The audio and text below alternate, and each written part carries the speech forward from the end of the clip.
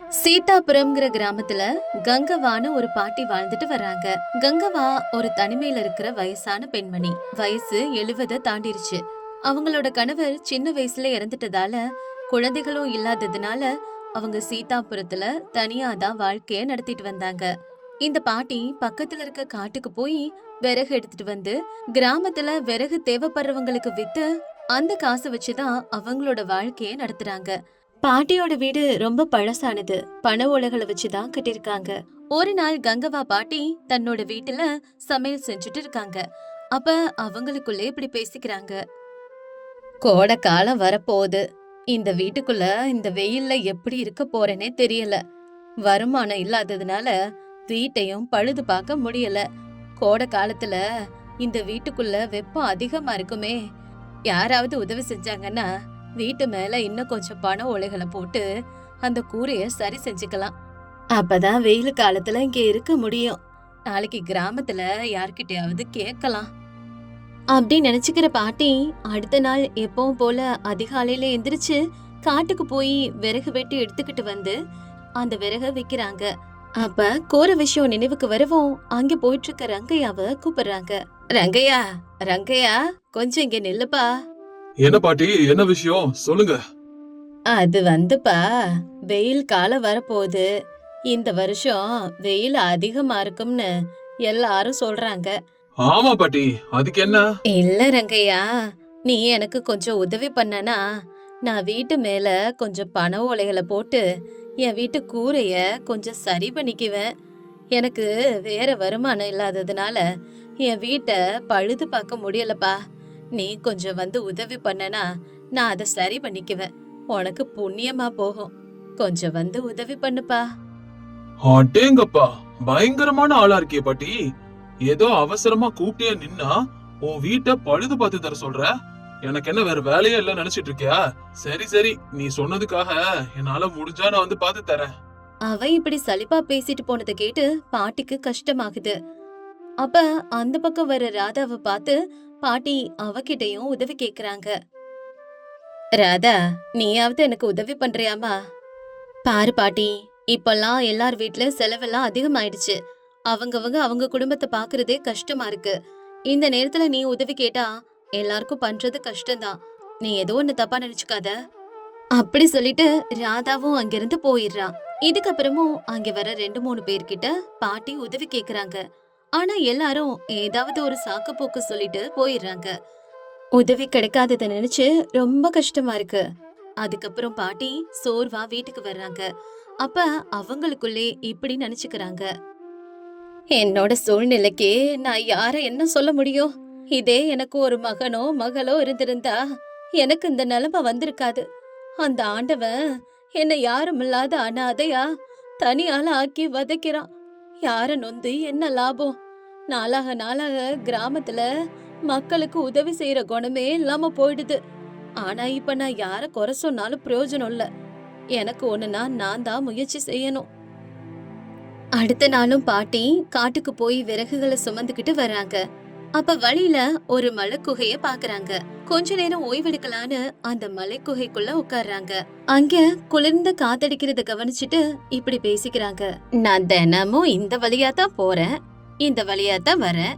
ஆனா இந்த மலைக்குகைய கவனிக்கவே இல்லையே. வெளியே எவ்வளவு வெப்பமா இருந்தாலும் உள்ள நல்லா குளிர்ந்த காத்து வருது.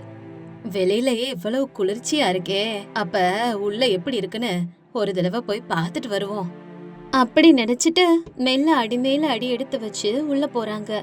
அங்க ஏதாவது விலங்குகள் இருக்குமோன்னு நினைச்சு கைய தட்டிக்கிட்டும் சத்தம் கொடுத்துக்கிட்டும் போறாங்க. கொஞ்சம் உள்ள போனதுக்கு அப்புறம் அந்த இடமே இருட்டா இருக்கு. எந்த சத்தமும் இல்லாததுனால அந்த குகையில எந்த விலங்குகளும் இல்லைன்னு பாட்டுக்கு தெரியுது. அந்த இடமே ரொம்ப குளிர்ச்சியா இருக்கிறத கவனிக்கிறாங்க. அப்படியே நிதானமா மறுபடியும் வெளியில வந்து தன்னோட விறகு கட்டை எடுத்துக்கிட்டு வீட்டுக்கு வராங்க. இரவு நேரத்துல தூங்கும் போது இப்படி யோசிச்சுட்டு இருக்காங்க. நான் சாயங்கால பார்த்த குகை நல்ல வசதியா இருக்குது. உள்ளயும் நல்ல குளிர்ச்சியா இருக்குது. இந்த வெயில் காலத்தை தாங்கணும்னா அந்த குகை தான் சரியான இடமா இருக்கும். நாளைக்கு ஒரு விளக்கு எடுத்துக்கிட்டு அந்த குகைக்குள்ள போய் எல்லாத்தையும் பார்க்கணும்.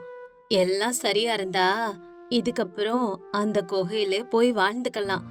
இந்த வீட்டுல கோடை காலத்துல இருக்க முடியாது அப்படியே நினைச்சுக்கிட்டு தூங்குறாங்க. அடுத்த நாள் அதிகாலையில எந்திரிச்சு எப்பவும் போல காட்டுக்கு விறகு எடுக்க போறாங்க. அப்ப அந்த குகைக்கிட்ட வரும்போது கொண்டு வந்த விளக்கு எடுத்துக்கிட்டு உள்ள போறாங்க. உள்ள எல்லா இடத்தையும் பாக்குறாங்க. அந்த இடத்துல எந்த விலங்கும் இருக்கிறதுக்கான அறிகுறியே தெரியல. அது மாதிரி குப்பைகளும் இல்லாம ரொம்பவே அழகா இருக்கு. அப்புறம் அந்த குகையவே சுத்தம் பண்ணி அங்கேயே வாழ ஆரம்பிக்கலான்னு பாட்டி முடிவு பண்றாங்க. அதுக்கப்புறம் விறகு கட்டை தூக்கிட்டு அங்கிருந்து வீட்டுக்கு போறாங்க. அடுத்த நாள் அதிகாலையிலே தன்னோட வீட்டு சாமான்கள் எல்லாத்தையும் மூட்டை கட்டிக்கிட்டு குகை கிட்ட வந்துடுறாங்க. ஒரு தீப்பந்தத்தை வச்சு மலை குகைக்குள்ள போய் குகைய முழுவதுமா சுத்தம் செய்ய ஆரம்பிக்கிறாங்க. குகைக்கு வெளியில சமையலுக்கு தேவையான ஏற்பாடுகளையும் செஞ்சுக்கிறாங்க. குகைக்கு வெளியில சமையல் செஞ்சுட்டு குகைக்குள்ள போய் தூங்கிக்கிறாங்க. அன்னையில இருந்து பாட்டி அந்த மலை குகைக்குள்ளே வாழ்க்கைய நடத்துறாங்க. தினமும் காட்டுல போய் விறகு எடுத்துட்டு வந்து கிராமத்துல வித்து அந்த காசுல அத்தியாவசிய பொருட்களை வாங்கிக்கிட்டு மறுபடியும் காட்டுக்கே வந்து அந்த மலை குகையில தங்குறாங்க.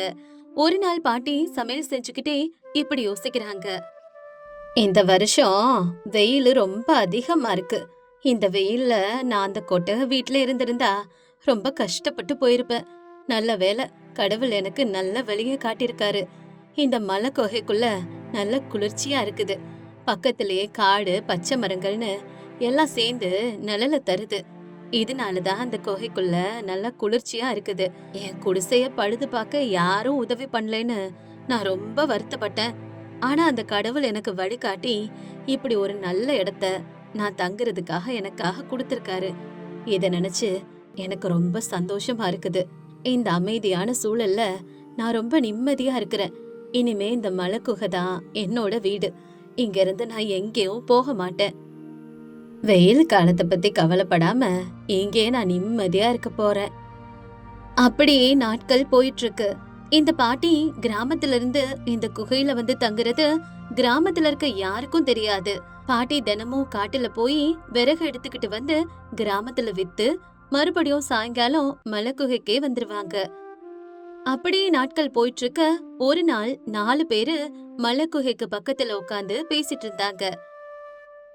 அடே, நாளைக்கு அதிகாலையில கிராமத்துக்குள்ள போய் மதிய வரைக்கும் கிராமம் முழுசு சுத்தி பணக்கார வீடுங்க எங்கெல்லாம் இருக்குதுன்னு முழுசா கவனிச்சுக்கிட்டே வரணும். ராத்திரில எல்லாரும் தூங்குனதுக்கு அப்புறம் ஒரே நேரத்துல ஒட்டு மொத்தமா கிராமத்துல இருக்கிற பணக்கார வீட்டுகள்ல திருடணும். இப்படிப்பட்ட சந்தர்ப்பம் நமக்கு மறுபடியும் கிடைக்காது. அதனால ஒரேடியா கிராமம் முழுசையும் கொள்ளையடிச்சிட்டு இந்த கிராமத்தை விட்டே போயிடணும். அதனால ஜாக்கிரதையா இருந்து நம்மளோட இந்த வேலையை முடிக்கணும். கங்குலு சொல்ல மத்த எல்லாரும் சரின்னு சொல்றாங்க. இத உள்ளுக்குள்ள இருந்த பாட்டி கேட்டுறாங்க. ஐயோ, இவங்க யாரோ திருடுங்க போல இருக்குதே. கிராமத்தை கொள்ளையடிக்கிறதுக்கு திட்டம் போட்டுட்டு இருக்காங்க. இந்த கிராமத்தை எப்படியாவது காப்பாத்தணும். இந்த விஷயத்த கிராமத்துல இருக்கவங்க கிட்ட தெரியப்படுத்தணும்.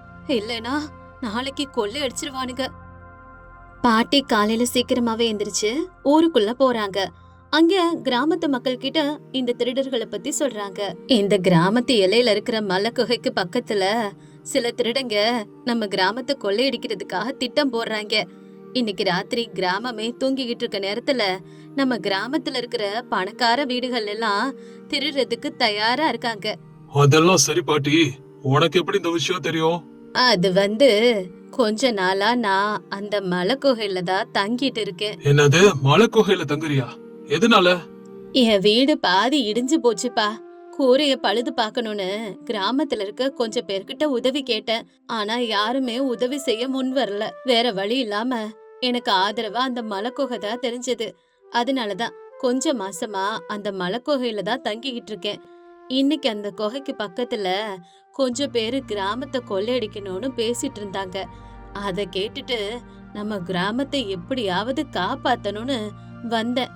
நான் பிறந்து வளர்ந்த கிராமத்துக்கு என்னால முடிஞ்ச உதவிய செய்யணும்ல, அதுக்காக தான் நான் வேகமாக உங்களை பாக்குறதுக்கு வந்தேன். சரி பாட்டி, நீ சொல்ற மாதிரி இன்னைக்கு ராத்திரி கிராமத்துக்கு அதிகமா பாதுகாப்பு கொடுக்க சொல்லுவோம். திருடங்க யாராவது வந்தா அதுக்கப்புறம் கவனிச்சுக்குவோம். ஆனா நீ இன்னைக்கு அந்த மலை குகைக்கு போகாத. அவங்க பார்த்தாங்கன்னா பிரச்சனை ஆயிட போகுது. சரிப்பா, நான் இங்கே தங்கிக்கிறேன். இன்னைக்கு அங்க போகல. அப்படி சொன்ன பாட்டி அன்னைக்கு ராத்திரி அங்கேயே தங்கிக்கிறாங்க. திருடங்க அன்னைக்கு அந்த கிராமத்துல சுத்திக்கிட்டு பணக்கார வீடுகளை பார்த்து ராத்திரியில திருடுறதுக்கு முயற்சிக்கிறாங்க.